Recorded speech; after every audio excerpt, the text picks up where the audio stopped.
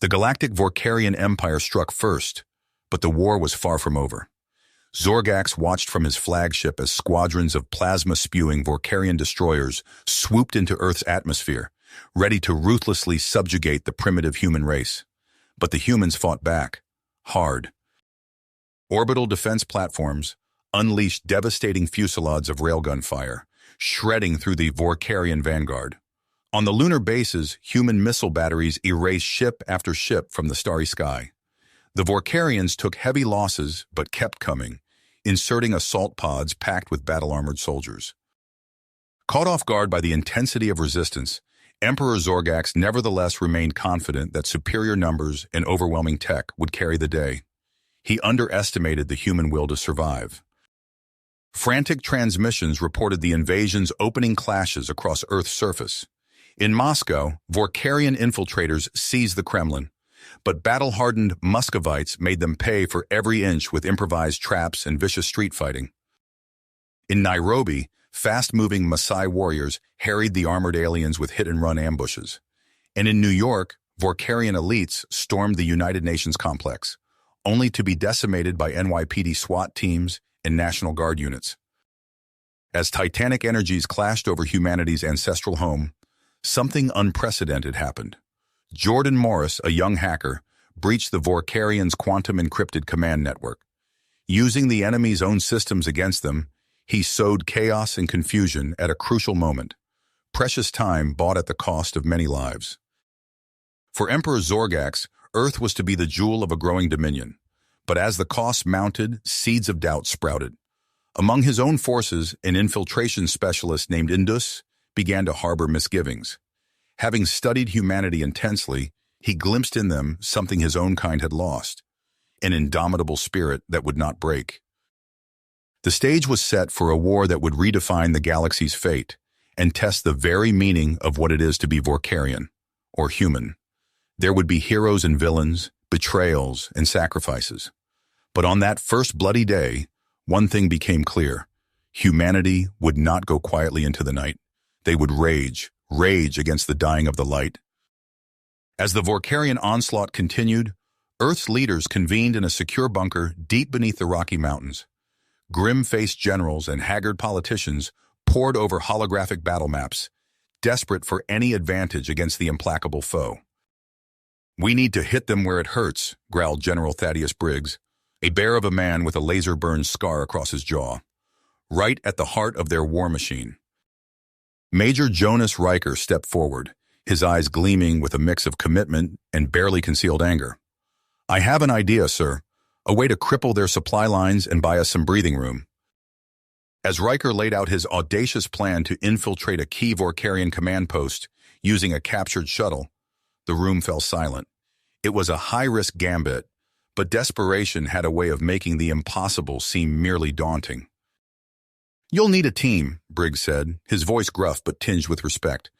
"The best of the best." Riker nodded, his fists tight. "I know just the men for the job, sir."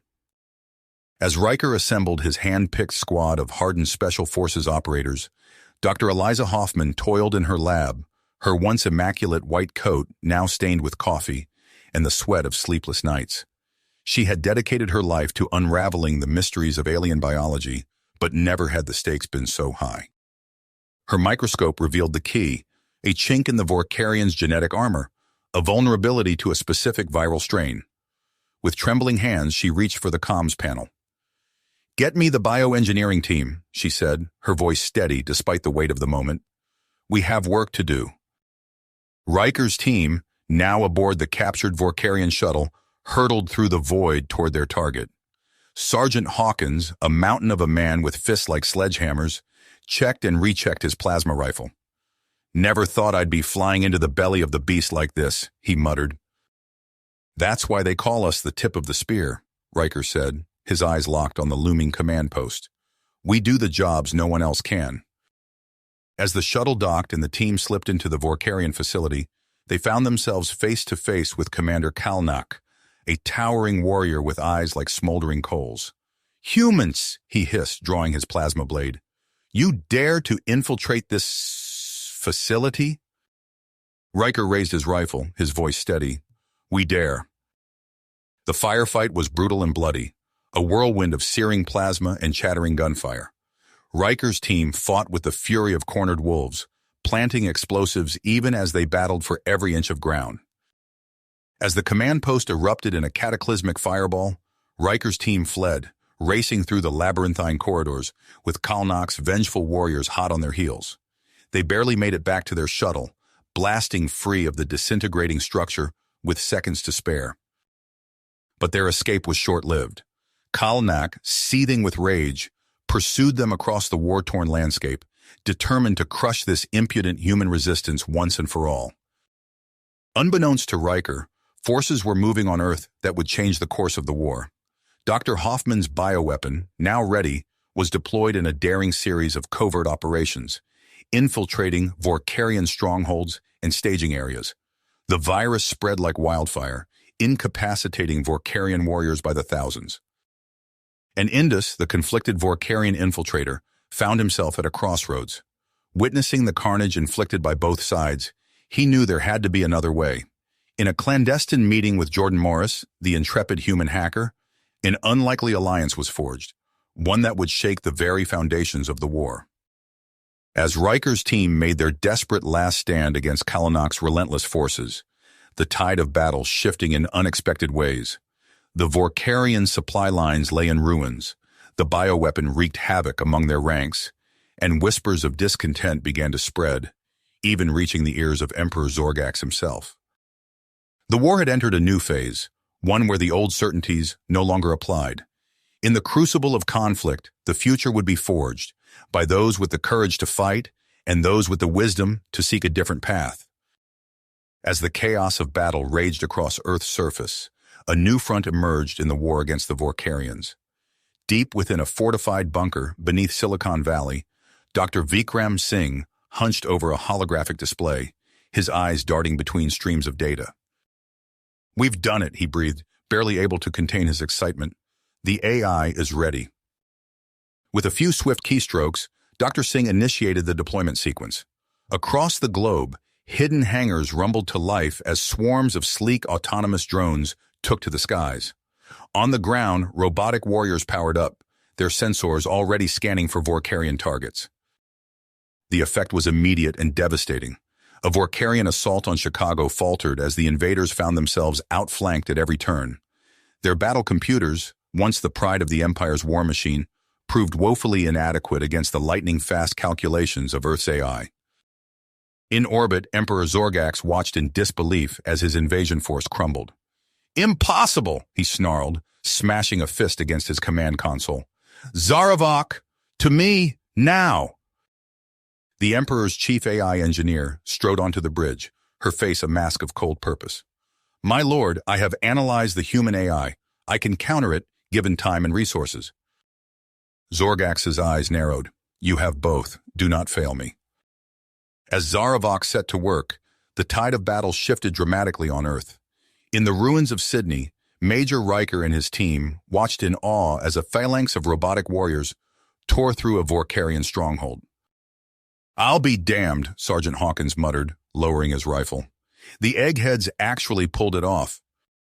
Riker nodded, his face grim. "Let's hope it's enough." But even as Earth celebrated its newfound advantage, a new threat loomed. In the depths of a Vorkarian research vessel, Zaravok put the finishing touches on her masterpiece, the Vorkarian Adaptive Warfare Network, or VOWN.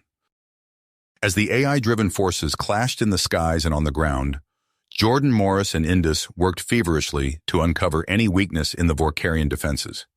It was Indus who first noticed the pattern. "Here," he said, pointing to a series of fluctuations in the VOWN's power signature.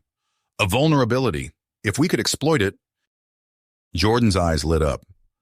"We could bring down their entire network, but we'd need direct access to their core systems."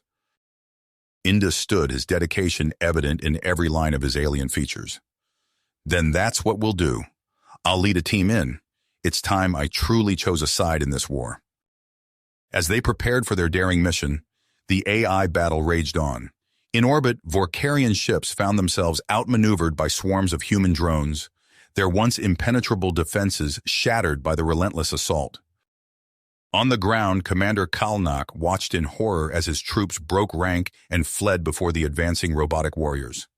"Stand and fight, cowards!" he roared, cutting down a deserter with his plasma blade. But it was too late. The Vorkarian line was crumbling, and Earth's forces pressed their advantage. As the invaders retreated in disarray, humanity dared to hope that victory might finally be within reach. Yet the final battle was still to come. As Indus and his team approached the heavily guarded Vorkarian research facility, they knew that the fate of two worlds hung in the balance. The next few hours would determine the course of the war, and perhaps the future of the galaxy itself. The dust had barely settled on Earth's AI-driven victory when Admiral Willis called an emergency meeting of the Joint Chiefs. The aging officer's weathered face was grim as he addressed the room. "We've won a battle, but the war is far from decided. Our intel suggests the Zorgax are already regrouping. We need to strike now, before they can recover." He activated a holographic display, revealing a swirling mass of stars. With a gesture, he zoomed in on a distant world. "Gentlemen, I propose we take the fight to their doorstep. A preemptive strike on the Zorgax homeworld." The room erupted in murmurs. General Briggs leaned forward, his scarred face etched with concern. "It's a hell of a gamble, Admiral. If we fail, we're no worse off than if we sit on our hands," Willis countered. "But if we succeed, we end this war in one fell swoop." As the military leadership debated, events unfolded light years away that would change the course of the conflict. On a Zorgax research station, Calvera worked feverishly, her slender fingers dancing across alien consoles. The scientist's large, luminous eyes darted nervously as she encrypted a transmission to Indus. "My love, I've made a terrible choice," she whispered into the comm. "The Empire leaves me no option. May the gods forgive me." With trembling hands, she initiated the launch sequence for Project Omega, a bioweapon of unimaginable potency. Back on Earth, Jordan Morris jolted awake, his computer pinging urgently. He squinted at the screen, decoding the intercepted Zorgax transmission. His eyes widened in horror. "Oh God," he breathed, fumbling for his secure line to Admiral Willis.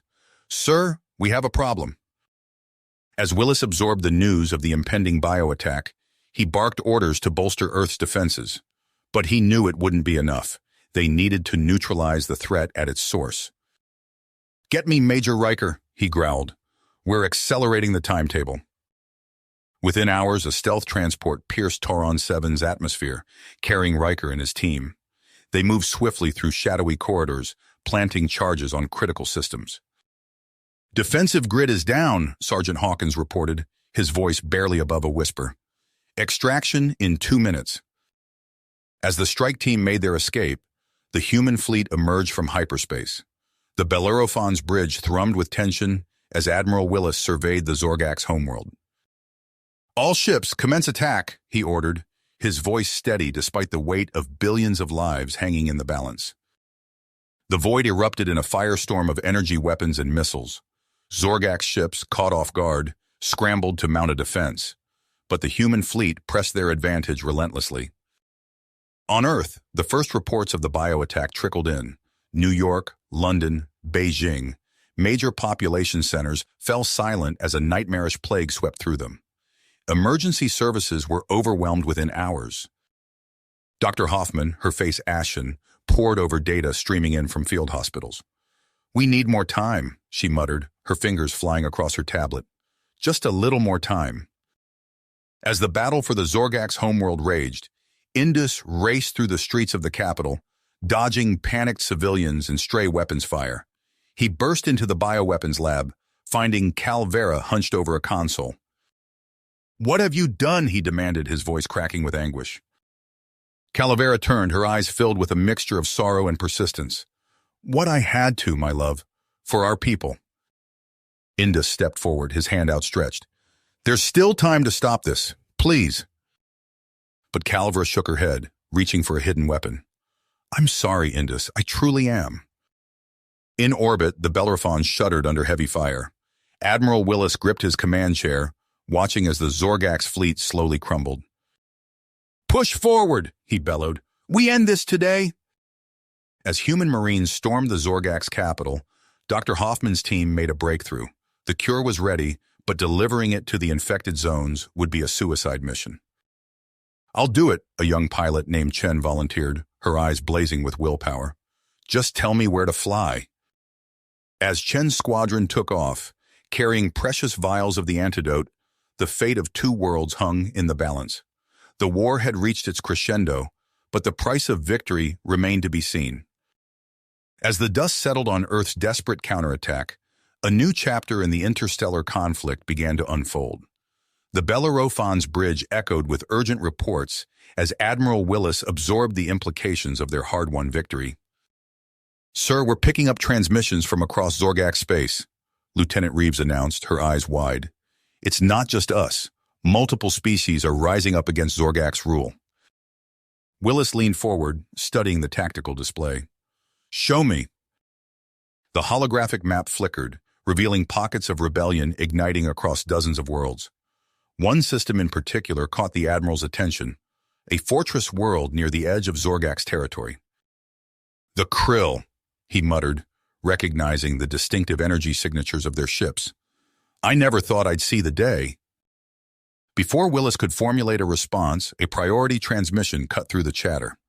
The bridge crew fell silent as a hulking reptilian figure materialized on the main view screen. "I am Rocker, leader of the Krill Resistance," the alien growled, its voice a low rumble. "We have watched your victory against the Zorgaks with great interest. Perhaps it is time we joined forces." Willis straightened, measuring his words carefully. "We appreciate your offer, Rockor, but the situation is complex. We'll need to consult with our leadership before—" "Do not delay, human," Rockor interrupted, baring rows of sharp teeth. "The Zorgaks are weakened, but not defeated. We must strike now, before they can regroup." The transmission cut off abruptly, leaving the bridge in tense silence. Willis turned to his XO, Commander Chen. "Get me a secure line to Earth. The Joint Chiefs need to hear about this immediately." As debates raged in the corridors of power, events on the ground took an unexpected turn. Dr. Hoffman's lab was a flurry of activity when an urgent alert flashed across her screens. "We have an incoming defector," her assistant reported, "a Zorgak scientist. She claims to have critical information about the bioweapon attack." Hoffman's eyes narrowed. "Secure containment protocols. I want to speak with her myself."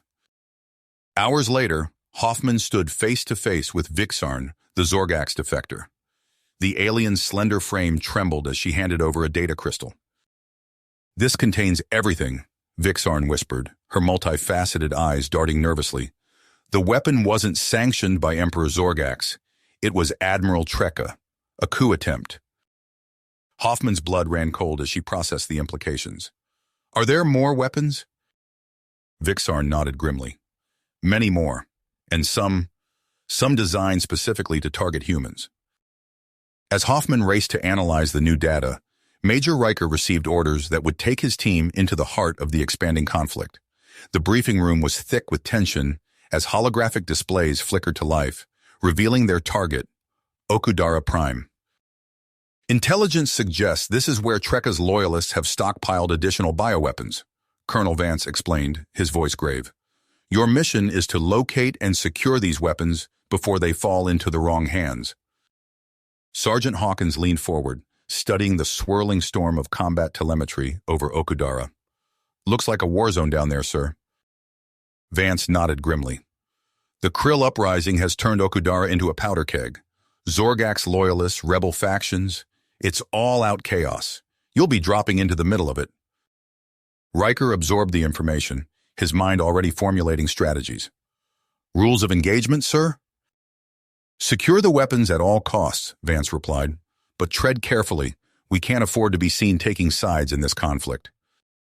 As Riker's team geared up for their perilous mission, Dr. Hoffman made a chilling discovery. Her protege, Dr. Yun, had accidentally exposed herself to one of the human-targeted plague variants while analyzing Vixarn's data. "How long?" Hoffman asked, her voice barely above a whisper as she stared at the test results. Yun met her mentor's gaze, her eyes filled with a mix of fear and purpose. "Without a cure? 72 hours, maybe less." Hoffman gripped the younger scientist's shoulders, We'll find a way. We have to. As Yun threw herself into her work with renewed urgency, Riker's team plunged into the chaos of Okudara Prime. The sky was alive with crisscrossing energy beams and explosions as their stealth shuttle screamed towards the surface. "LZ is hot," the pilot shouted over the din. "Krill rebels have breached the outer perimeter." Riker gritted his teeth, checking his weapon one last time. "Change of plans. We're going in hard and fast. Hawkins, you have point. Move." The team hit the ground running, dodging stray fire as they fought their way towards the weapons depot. But as they neared their objective, Riker realized they were hopelessly outgunned. "We need a new approach," he muttered, scanning the battlefield. His eyes fell on a group of fallen Zorgax guards, their distinctive armor largely intact. A dangerous plan began to form. "Hawkins, Cruz, strip those bodies. We're going to walk right through the front door."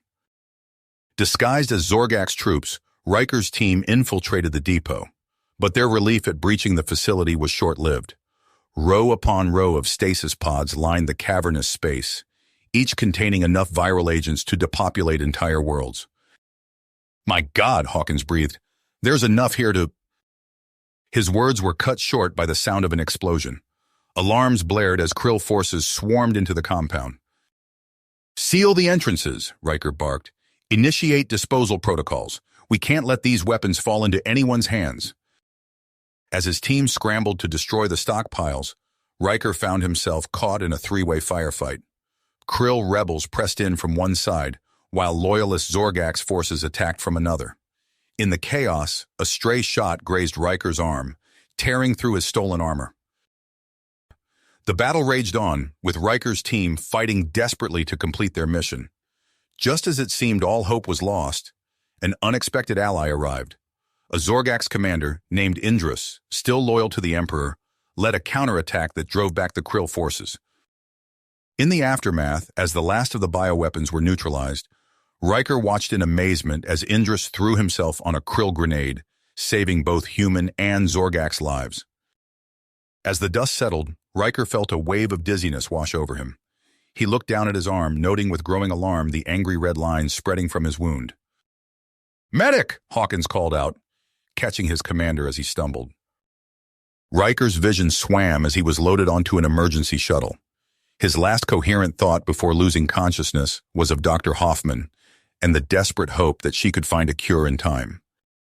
Back on Earth, Dr. Yun's condition deteriorated rapidly as she worked tirelessly to crack the viral code.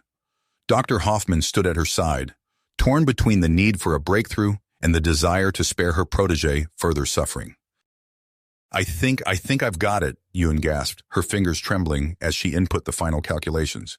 "Run the simulation." Hoffman initiated the program, her heart pounding as she watched the results unfold. A glimmer of hope sparked in her eyes. "It's working," she breathed. "Yun, you did it." But as she turned to share the triumph, Hoffman saw that Yun had slipped into unconsciousness, her breathing shallow and labored. With Riker quarantined and fighting for his life, Dr. Yun barely clinging to existence, and the fate of multiple worlds hanging in the balance, humanity's hard-won victory seemed precarious at best. The war might be over, but the real challenges were only beginning. Admiral Willis stood before the holographic display, his eyes scanning the galactic map. Pinpoints of light marked Earth's newly acquired territories, a testament to humanity's rapid ascension. "Initiate Operation Firehawk," he commanded, his voice echoing through the Bellerophon's bridge. Within hours, Earth's fleet surged across the stars. Major Riker, still recovering from his brush with the bioweapon, led the charge towards Caldor Station. The massive space hub loomed before them, its defenses overflowing. "All ships, engage at will," Riker ordered, his voice hoarse but determined. The void erupted in a storm of energy weapons and missiles. Earth's forces pressed forward, overwhelming the station's outer defenses. Victory seemed assured until alarms blared across the fleet. "Multiple contacts," Lieutenant Reeves shouted. "They're appearing out of nowhere." Zorgax ships materialized around Riker's forces, their cloaking devices deactivating as they unleashed a devastating barrage. On the bridge of the lead Zorgax vessel, General Kruldan's mandibles clicked in satisfaction. "Let the humans taste true defeat," he growled. Riker's flagship shuddered under the assault. "Evasive maneuvers," he barked, gripping his chair as the ship lurched. "Concentrate fire on their lead vessel." The battle raged for hours, Earth's technological edge blunted by Kruldan's cunning tactics. When the dust settled, Kaldor Station had fallen, but at a terrible cost. Riker surveyed the wreckage of his once proud armada, his lips pursed. "We've won the battle," he muttered, "but at what price?" As Riker's battered fleet limped away from Kaldor, Dr. Hoffman pored over the viral data in her lab on Earth. Vixarn's crystal had unlocked a wealth of information, but the encryption remained maddeningly complex. "It's like nothing we've ever seen," she told her team, frustration evident in her voice. "Trekka's work is brilliant in a terrifying way." A knock at the lab door drew her attention. Dr. Rhodes, the AI specialist, entered with a confident stride. "I hear you're having trouble cracking the code," he said, a gleam in his eye. "My autonomous matrix might be just what you need." Hoffman hesitated, then nodded. "Show me what you've got." As Rhodes' AI tore through the data, identifying patterns at an astonishing rate, Hoffman felt a glimmer of hope. But that hope was short-lived. "We're close," Rhodes said, his excitement palpable. "But to push through, we need more. Specifically, we need to map Zorgak's neural patterns." Hoffman's blood ran cold. "You mean dissection? That's beyond unethical. It's necessary," Rhodes interrupted, his eyes hard. "Unless you want another pandemic on your hands." As Hoffman grappled with the moral implications, events on Zorgak's Prime took a dark turn. Admiral Willis watched from the governor's palace as smoke rose from the capital city. Indus, leader of the Transitional Council, approached with a grim expression. "The situation is deteriorating," Indus reported. "Ziravkar's followers grow bolder by the day." As if on cue, an explosion rocked a nearby building. Willis's communicator crackled to life. "Sir, we're under attack. Ziravkar's forces have breached the perimeter." Willis turned to Indus, his expression hardening. "It seems your people need a firmer hand, Counselor." As peacekeepers scrambled to contain the uprising, Jordan Morris sifted through intelligence reports in his makeshift office. His eyes widened as he pieced together the connections between Admiral Trekka and Axiom Inc. "This goes deeper than we thought," he muttered, reaching for his secure comm unit. "Admiral Willis needs to see this immediately." Across the galaxy, Captain Ismail led Ghost Squadron on a covert mission to eliminate Trekka's syndicate contacts. As they prepared to raid an Axiom facility, Ismail received an urgent transmission. "Captain," the voice crackled, "we've identified a high-level Axiom operative. You're not going to like this." Ismail's blood ran cold as he saw the image materialize before him. His brother's face stared back, a stranger's cold eyes set in familiar features. "No," Ismail whispered, his hand hovering over his weapon. "It can't be." As Ghost Squadron moved into position, Ismail knew he faced an impossible choice. The fate of billions hung in the balance, weighed against the life of the brother he had sworn to protect. The galaxy teetered on the brink of a new era, with humanity's iron grip tightening by the day. But as civil liberties eroded and ethical boundaries blurred, the price of peace grew ever steeper. Admiral Willis stood at the viewport of his command ship, hands clasped behind his back as he surveyed the stars. The weight of his decisions pressed heavily upon him. "Initiate the Pax Humana protocols," he ordered, his voice firm and unyielding. Across the galaxy, human fleets surged into action. On the Kurak homeworld, Commander Naismith's troops moved with brutal efficiency. Plasma cannons reduced fortifications to slag, while dropships disgorged waves of armored soldiers. "Secure those munitions caches," Naismith barked into his comm. "I want every weapon accounted for." In the Kurak High Council chambers, panicked voices fell silent as human marines stormed in. Counselor Jarek's tentacles writhed in distress as he faced Naismith. "You can't do this," Jarek protested. "We have rights." "Not anymore," Naismith cut him off. "Sign the surrender or watch your world burn." Back on Earth, Dr. Hoffman paced her lab, her face etched with worry. "This isn't right," she muttered. "We're supposed to be better than this." Her concerns fell on deaf ears. Admiral Willis remained resolute, his eyes cold as he issued new orders to Ghost Squadron. Captain Ismail received the transmission with a growing sense of unease.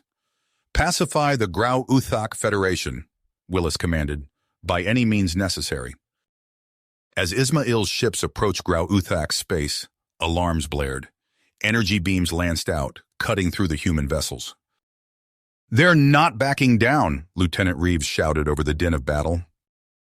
Ismail gritted his teeth. "Then neither will we." On Zorgax Prime, the situation deteriorated rapidly. Riker ducked as another explosion rocked the governor's palace. Zhiravkar's extremists had struck again, their suicide bombers wreaking havoc on the occupation forces. "We need to contain this," Riker growled, wiping blood from a cut on his forehead. Admiral Willis's hologram flickered to life. "Implement the internment protocols," he ordered. "Round up anyone who poses a threat." Riker hesitated, the weight of the order settling in his gut. "Sir, that's a violation of—" "That's an order, Major," Willis snapped. "Do it!" As Riker's teams began the mass arrests, shouts of protest filled the streets. Zorgax moderates and humans alike decried the heavy-handed tactics. In Dr. Hoffman's lab, a breakthrough came at a terrible cost. Dr. Rhodes's neural mapping had cracked Trekka's encryption, revealing the full horror of the Admiral's bioweapons program. "My God," Hoffman whispered, her eyes wide as she scanned the data. "This could wipe out humanity." Admiral Willis's response was swift and ruthless. "Recruit Calvera," he commanded. "We need to fight fire with fire." As the Zorgax scientists joined Hoffman's team, tension filled the air. Calvera worked diligently, but her eyes held secrets. In quiet moments, she gathered data, formulating contingencies against her human overlords. Across the stars, Ghost Squadron clashed with Grau Uthak forces. Ismail watched as another enemy ship erupted into flames. The taste of victory was bitter in his mouth. "This isn't right," Sewell, his protege, said quietly. "We're slaughtering them." Ismail nodded, his purpose hardening. "Contact Krishanara," he ordered. "It's time we found another way." As peace talks began in secret, Jordan Morris pursued a lead on Trekka's doomsday cult. The trail led him to an abandoned research station on a desolate moon. The moment he stepped inside, Morris knew he'd made a terrible mistake. Steel restraints clamped around his wrists and ankles as cultists emerged from the shadows. "Welcome, Mr. Morris," a voice purred. "We've been expecting you."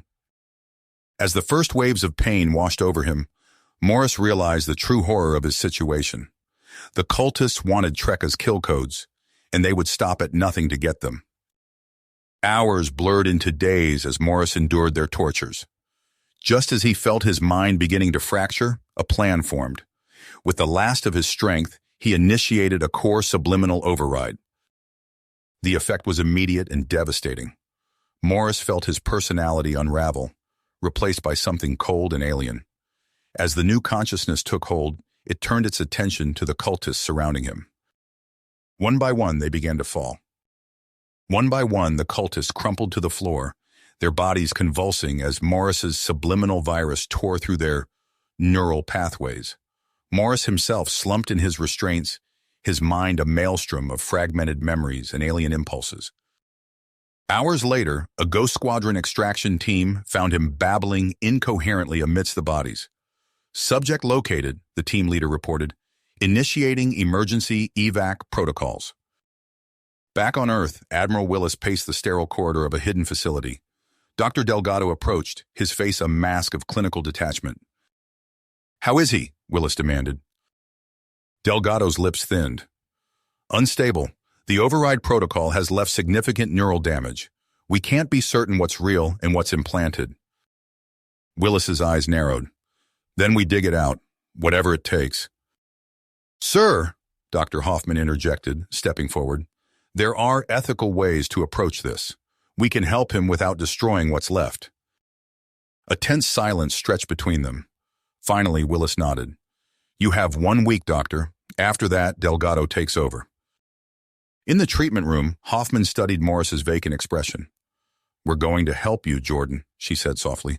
"But I need Calavera's expertise." The Zorgax scientist entered, her compound eyes gleaming with barely concealed interest. As they began their work, Calavera's tendrils danced over Morris's temples, probing deeper than any human technology could reach. Light years away, the Krillic frontier erupted in violence. Commander Naismith watched impassively as Krajane insurgents detonated themselves in crowded marketplaces. "Savages," he spat. "We'll show them the meaning of scorched earth." Ryan Sanders, a human aid worker, stumbled through the aftermath. The stench of burnt flesh filled his nostrils as he helped drag survivors from the rubble. A child's lifeless eyes stared up at him, accusing. "This has to stop," he whispered, his hands trembling. As Naismith's crackdown intensified, Lieutenant Cadman of Ghost Unit watched in growing horror. Under cover of darkness, he composed an encrypted message to Krajane moderates, pleading for restraint. The next morning, Cadman stood before a grim-faced tribunal. "Traitor," Naismith growled. The single gunshot echoed across the compound. Major Riker received the news of Cadman's execution with a face carved from stone. That night, he gathered his most trusted operatives. "Naismith's gone too far," he said quietly. "We make this right." In Dr. Hoffman's lab, Morris jolted upright, his eyes wild. "Alpha Tech," he gasped. "Trekka? He's after the relics." Calavera's tendrils twitched with barely suppressed excitement. Hoffman leaned in, her voice urgent. "What relics, Jordan? What is Alpha Tech?" Morris's words spilled out in a torrent, painting a nightmare of genetic rewriting on a cosmic scale. As the implications sank in, Hoffman felt a chill run down her spine. "We have to stop this," she breathed. Morris nodded, his eyes clearing for the first time in days. "Operation Blacklight," he said. "We burn it all. All to the ground." The words hung in the air, heavy with implications. Dr. Hoffman's eyes widened as she processed Morris's revelation. Before she could respond, alarms blared throughout the facility. "Perimeter breach," a voice crackled over the intercom. "All personnel to battle stations." Chaos erupted as guards rushed past the lab. Hoffman grabbed Morris by the arm, steadying him as they moved towards the exit. "We need to get you to safety," she said, her voice tight with urgency.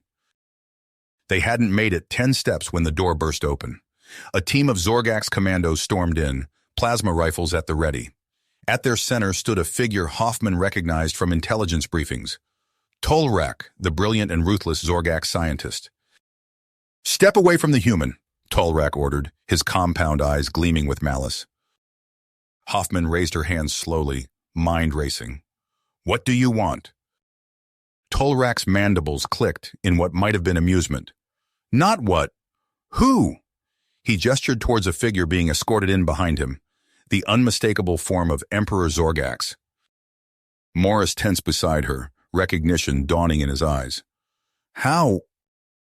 An explosion rocked the facility, cutting him off. Tolrak seized the moment of distraction, lunging forward to grab Morris. Hoffman tried to intervene, but a Zorgax commando slammed her against the wall. "Your assistance is appreciated, Doctor," Zorgax said, his regal bearing unchanged by his time in captivity, "but no longer required." With that, the Zorgax strike team retreated, dragging a struggling Morris with them. Hoffman could only watch helplessly as alarms continued to blare. Hours later, Admiral Willis paced the command center, his face a mask of awe-inspiring fury. "How the hell did they get in?" he demanded. A junior officer cleared his throat nervously. "Sir, we've detected transmissions from within the facility. It appears there was a mole—" "Calavera," Hoffman interrupted, entering the room. Her lab coat was singed and a bruise was forming on her cheek. "It has to be. She had access to our systems, our schedules, everything." Willis's eyes narrowed. "Find her, now." But Calavera was long gone, having slipped away in the chaos of the attack. As human forces scrambled to respond, the Zorgax strike team made their way to a hidden shuttle. They blasted off-world before Earth's orbital defenses could lock on. Aboard the shuttle, Morris found himself face-to-face with Emperor Zorgax. The deposed ruler studied him with cold calculation. "You will tell us everything about Operation Blacklight," Zorgax said. It wasn't a request.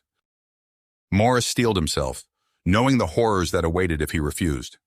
But as the shuttle streaked towards Dralic, a plan began to form in his mind. If he could get close enough to Zorgax's inner circle, maybe he could stop whatever the Emperor had planned.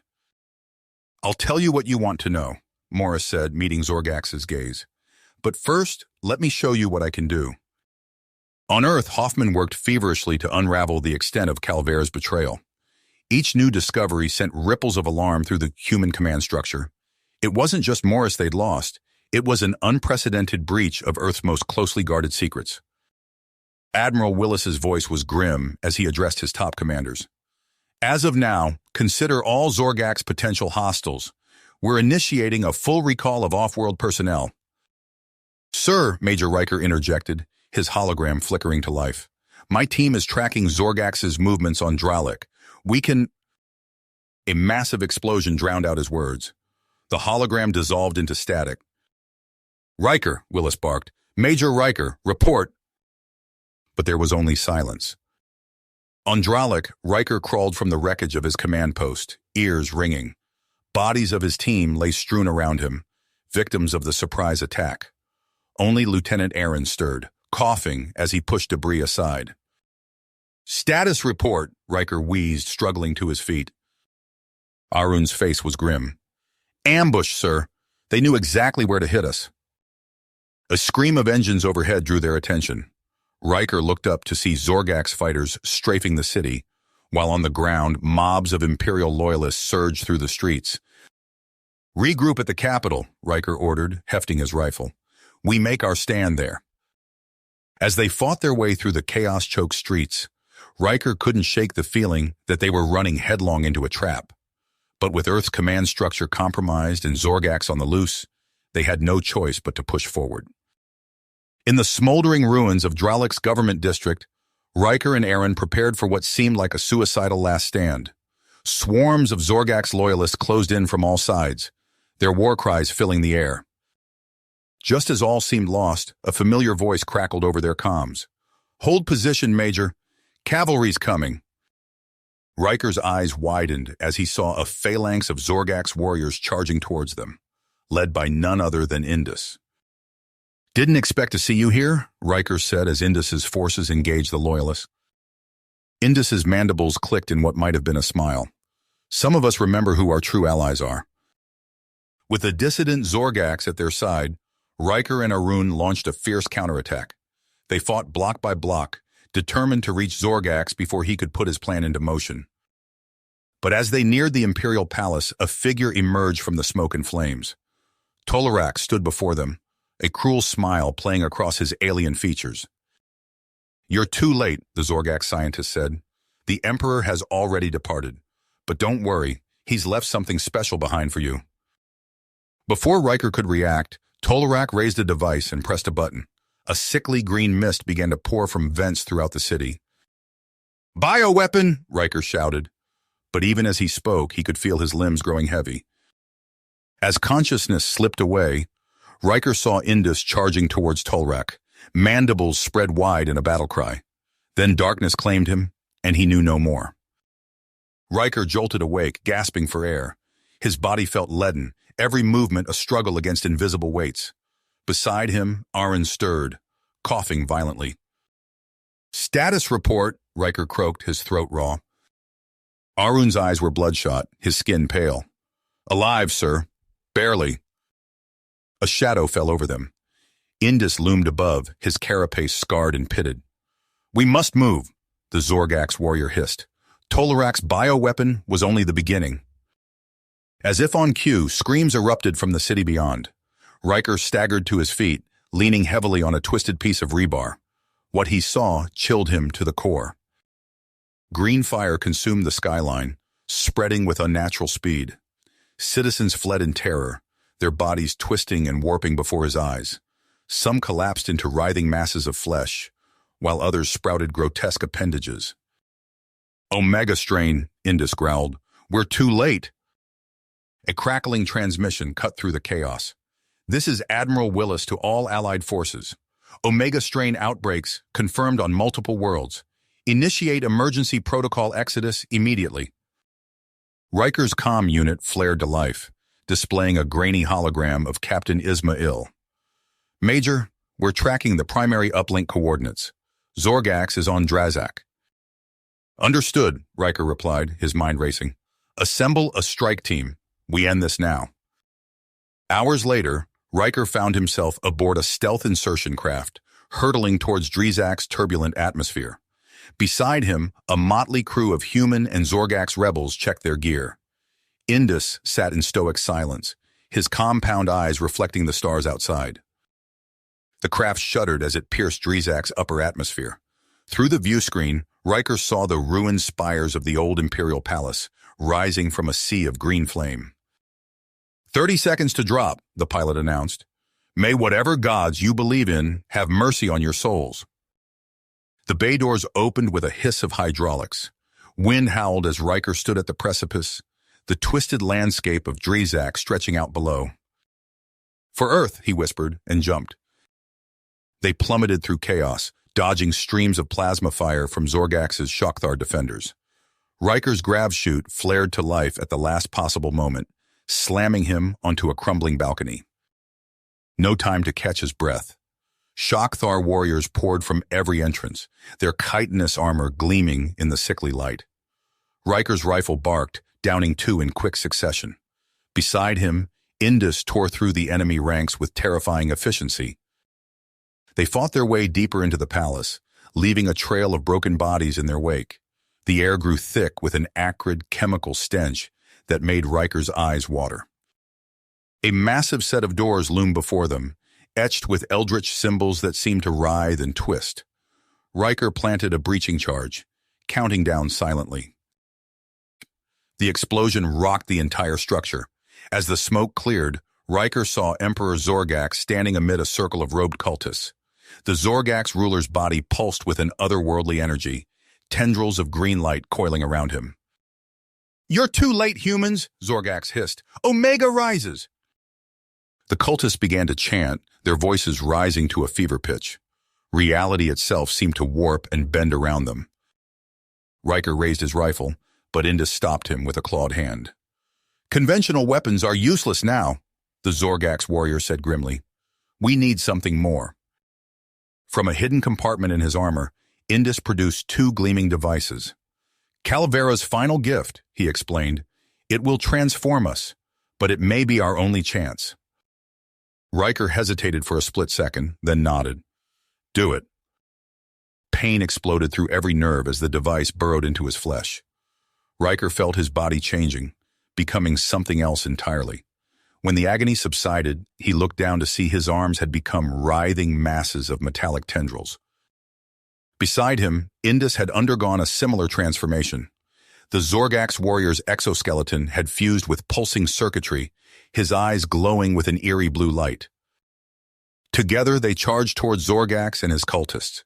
Riker's new form moved with impossible speed, lashing out with nano-edged blades that sliced through Omega-corrupted flesh like paper. The battle raged on, a nightmare of blood and circuitry.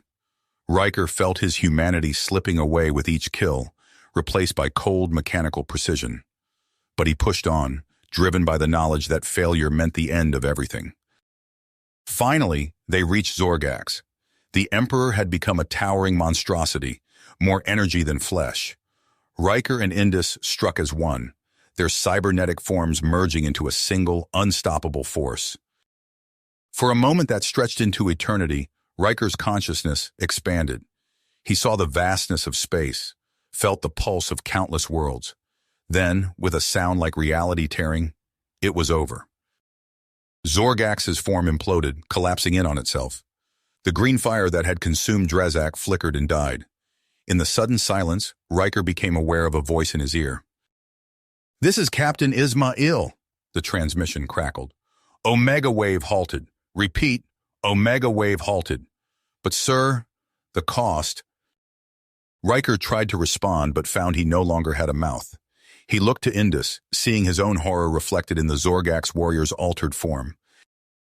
As the realization of what they had become sank in, alarms blared throughout the ruined palace. The floor beneath them began to shake, cracks spreading rapidly. Self-destruct sequence initiated, an emotionless voice announced. 2 minutes to detonation. Riker and Indus shared a final, silent look of understanding. Then, moving as one, they began to fight their way out of the doomed structure. You have reached the end of the story. If you enjoyed this story and want to support us, please leave a like and subscribe to our channel, and for every comment that says 88, I will heart every single one of them. Thank you for your time.